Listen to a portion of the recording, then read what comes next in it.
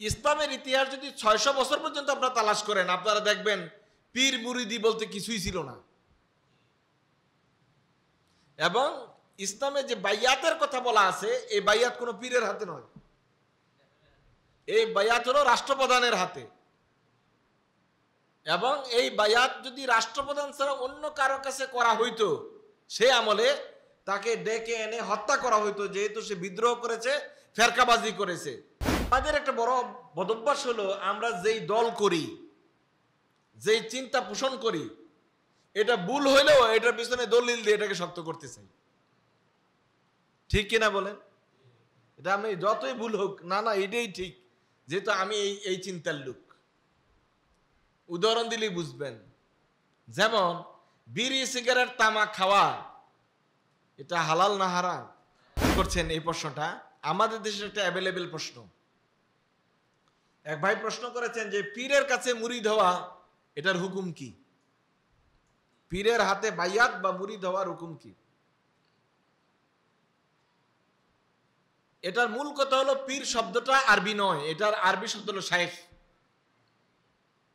পীর একটা ফার্সি শব্দ, এটা আমাদের উপমহাদেশের পরিভাষা।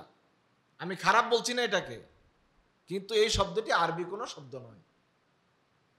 ইসলামের ইতিহাস যদি ৬০০ বছর পর্যন্ত আপনারা তালাশ করেন, আপনারা দেখবেন পীর মুরিদি বলতে কিছুই ছিল না। এবং ইসলামে যে বাইয়াতের কথা বলা আছে, এই বাইয়াত কোনো পীরের হাতে নয়, এই বাইয়াত হলো রাষ্ট্রপ্রধানের হাতে। এবং এই বাইয়াত যদি রাষ্ট্রপ্রধান ছাড়া অন্য কারো কাছে করা হইতো, সে আমলে তাকে ডেকে এনে হত্যা করা হইতো, যেহেতু সে বিদ্রোহ করেছে, ফেরকাবাজি করেছে, বিদ্রোহী হিসেবে চিহ্নিত করে তাকে হত্যা করা হতো। আপনারা ইসলামের ইতিহাস দেখেন, ফিকহের কিতাবগুলো দেখেন, ফিকহের কিতাবে বাইয়াত সংক্রান্ত বিষয়ে কোনো ব্যক্তির হাতে বাইয়াত, কোনো পীরের হাতে বাইয়াত, কোনো শাইখের হাতে বাইয়াতের কথা কোনো অনুমোদন নাই। আপনারা ফিকহের কিতাবগুলো দেখেন, এটা পরিষ্কার যে তাহলে পীরের হাতে মুরিদ হওয়া, বাইয়াত গ্রহণ করার এই বেদাতটা চালু হয়েছে ৬০০ হিজরির পরে। এর আগে এগুলো ছিলই না। এবং বড় জঘন্য বিষয় হলো এটা যে ওনারা এটা বলেন, যার পীর নাই তার পীর হলো শয়তান। এটা আপনারা অনেকেই শুনেছেন হয়তো। আবার কেউ কেউ এটাকে ইমাম মালিকের দিকে নিসবত করে দিয়েছে। ইমাম মালিক নাকি বলেছেন না, মাআযাল্লাহ জালিক, ইমাম মালিকের কথা কোনোভাবেই বলেন নাই এবং ওনা থেকে বর্ণনা নেই। আমাদের একটা বড় বদভ্যাস হলো, আমরা যেই দল করি, যেই চিন্তা পোষণ করি, এটা ভুল হইলেও এটার পিছনে দলিল দিয়ে এটাকে শক্ত করতে চাই। ঠিক কিনা বলেন? এটা আমি যতই ভুল হোক, না না এটাই ঠিক, যেহেতু আমি এই চিন্তার লোক। উদাহরণ দিলেই বুঝবেন। যেমন বিড়ি, সিগারেট, তামাক খাওয়া, এটা হালাল না হারাম? হারাম। কারণ এটা কি হয়, মুস্কের মানুষকে মানে নেশাগ্রস্ত করে ফেলে। এজন্য হাদিস হলো কুল্লু মুস্কিরিন হারামুন, যেটা নেশাগ্রস্ত করবে এটাই হারাম। এখানে বিড়ি, সিগারেট, তামাকের কথা হাদিসে নাই, হাদিসে মূল বিষয়টা বলে দেওয়া আছে। কিন্তু যেহেতু আমি পানের সাথে জর্দা খাই, সাদা পাতা খাই, তামাক খাই, তখন আমি এটাকে জায়েজ করার জন্য জীবন দিয়ে চেষ্টা করতেছি। এটা হলো আমাদের অভ্যাস।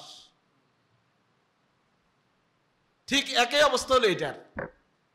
যারা আমরা পীর মুরিদির ব্যবসার সাথে জড়িত, এই ব্যবসাকে চাঙ্গা রাখার জন্য আমরা প্রয়োজনে মিথ্যা কথা বলবো, প্রয়োজনে কোরআন হাদিসের উল্টা ব্যাখ্যা করব, প্রয়োজনে যা করা লাগে তাই করব।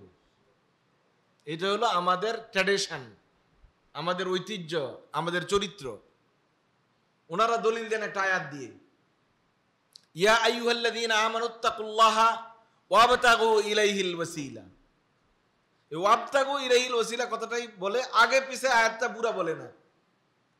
বলে যে আল্লাহ তাআলা বলছেন ওসিলা করো, ওসিলা ধরো। আল্লাহ তাআলা ওসিলার কথা বলেছেন, কিন্তু ওসিলার ব্যাখ্যা কি আমি আপনি করব না মুফাসসিররা করবেন? বুঝেন নাই? আমার মতো তো আমি ব্যাখ্যা করতে পারবো না, মুফাসসিররা কি ব্যাখ্যা করেছেন সেটা দেখি। মুফাসসিররা যদি বলে ওসিলা অর্থ পীরের কাছে মুরিদ হওয়া, আমাদের আপত্তি নেই। দরকার হলে আমরাও যে ওখানে লাইন ধরব।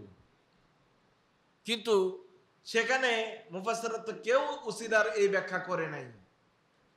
ওসিলার অর্থ ওনারা বলতেছেন কোরআন এবং সুন্নাহর উপর আমল করা। আমিলু বেশারঈহি, আল্লাহর শরীয়ত অনুযায়ী আমল করা, এটা বলছে ওয়াবতাগু ইলাইহিল ওয়াসিলা। আল মুতামাসসিকুনা বিল কিতাবি ওয়াস সুন্নাহ, কোরআন এবং সুন্নাহকে আঁকড়ে ধরতে বলা হয়েছে ওসিলার মাধ্যমে, এটাকে বলা হয়েছে ওসিলা। ওসিলা অর্থ কোনো কিছু ধরে, বাংলা ওসিলা না। ওসিলা অর্থ বুঝেন তো, একটা বাংলা ওসিলা আছে। আমরা কোনো একজন উসিলায় তো একজন বড় হয়, একজন উসিলায় তো একজন মুক্তি পায়, একজন উসিলায় তো একজনের সুবিধা অসুবিধা হয়, বলেন কি না? এটা হলো বাংলা উসিলা। এই উসিলার কথা আল্লাহ বলে নাই। আর ওই বাংলা উসিলাই হুজুররা লাগাই দিছে পীরের মুরিদের ক্ষেত্রে। কোরআনের আয়াতে এই ধরনের কোনো উসিলার কথাই নাই। আয়াতে একটু খেয়াল করে শুনেন তো, আগে অনুবাদটা করি। ইয়া আইয়ুহাল্লাযীনা আমানু, ওহে ঈমানদারগণ, ইত্তাকুল্লাহ, তোমরা সবাই আল্লাহকে ভয় করো। ওয়াবতাগু ইলাইহিল ওয়াসিলা, এবং আল্লাহ তাআলার কাছে নৈকট্য লাভের জন্য কোরআন এবং সুন্নাহ মোতাবেক তার নৈকট্য লাভের জন্য চেষ্টা করো। এরপরে অংশটা তো একেবারেই মারাত্মক, যেটা পীর মুরিদের সাথে কোনো মিলে নেই। ওয়া জাহিদু ফি সাবিলিহি লাআল্লাকুম তুফলিহুন, তোমরা আল্লাহর রাস্তায় জিহাদ করো, তাহলেই তোমরা সফল কাম হবে। তাহলে আয়াতের সরল অনুবাদও যদি আপনি করেন, সেখানে পীর মুরিদির কোনো অর্থ নাই, ব্যাখ্যা তো অনেক দূরে।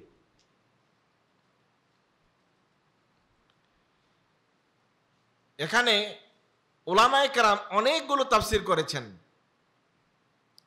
তারা বলছেন যে ওসিলা অর্থ হলো আল কুরবে মিনহু, আল্লাহ তাআলার নৈকট্য লাভ করা, ওয়াল হুব্বে লাহু, আল্লাহ তাআলাকে ভালোবাসা,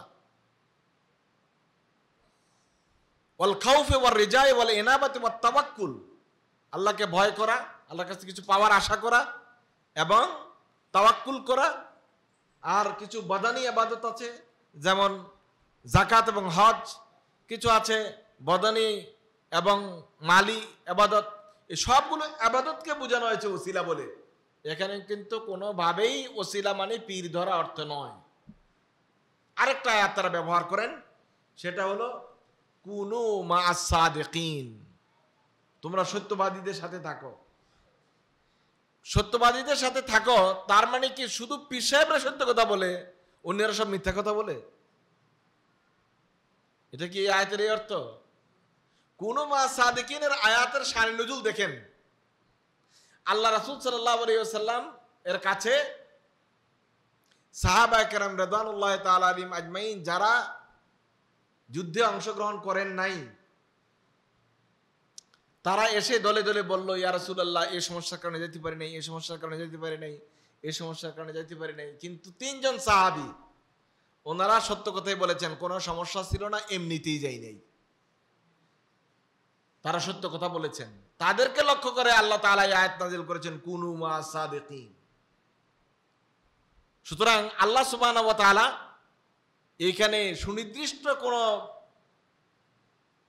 পীর মুরিদির কথা বলেন নাই, বলেছেন ভালো মানুষদের সাথে আল্লাহওয়ালাদের সাথে থাকতে। হ্যাঁ, এতে কোনো সন্দেহ নাই যে উলামায়ে কেরামদের সাথে থাকা, আল্লাহওয়ালাদের সাথে থাকা, তাহাজ্জুদ গুজার মানুষদের সাথে থাকা, দ্বীনি মাজালিসে বসা, এটার মান মর্যাদা অনেক বেশি। এবং আল্লাহ সুবহানাহু ওয়া তাআলা বারবার উৎসাহিত করেছেন আপনি যেন আলেমদের সাথে থাকেন, তাহলে আপনি গোমরাহ হওয়ার সম্ভাবনা কম, আপনি দ্বীনের বুঝ আপনার জন্য পাওয়া সহজ, হ্যাঁ, সবকিছুতে আপনি উপকৃত হবেন। কিন্তু এখানে কোনো এই দুইটা আয়াতের কোনো আয়াতেই পীরের হাতে বাইয়াতের কথা বলা হয়নি। মূলত কথা হলো এই পীরের হাতে বাইয়াতের এই পদ্ধতিটি একটা বেদাতি পদ্ধতি, যেটা খায়রুল কুরুনে ছিল না। সুতরাং এগুলি বলা মানুষদেরকে বিভ্রান্ত করা ছাড়া আর কিছুই নয়। আপনি নেককার মানুষদের সাথে থাকবেন, আলেম ওলামাদের সাথে থাকবেন, বাইয়াতের কোনো প্রশ্নই উঠে না। বাইয়াত একমাত্র হবে রাষ্ট্রপ্রধানের হাতে, যদি তিনি মুসলিম হন এবং সেটা যদি খেলাফত ভিত্তিতে হয়, সেখানে আপনাকে বাইয়াত গ্রহণ করা ফরজ। আল্লাহ সুবহানাহু ওয়া তাআলা আমাদেরকে বুঝার আমল করার তৌফিক দান করুক। আমিন। ওয়া আখিরু দাওয়ানা আনিল হামদুলিল্লাহি রাব্বিল আলামিন। ওয়া মা তৌফিক ইল্লা বিল্লাহ।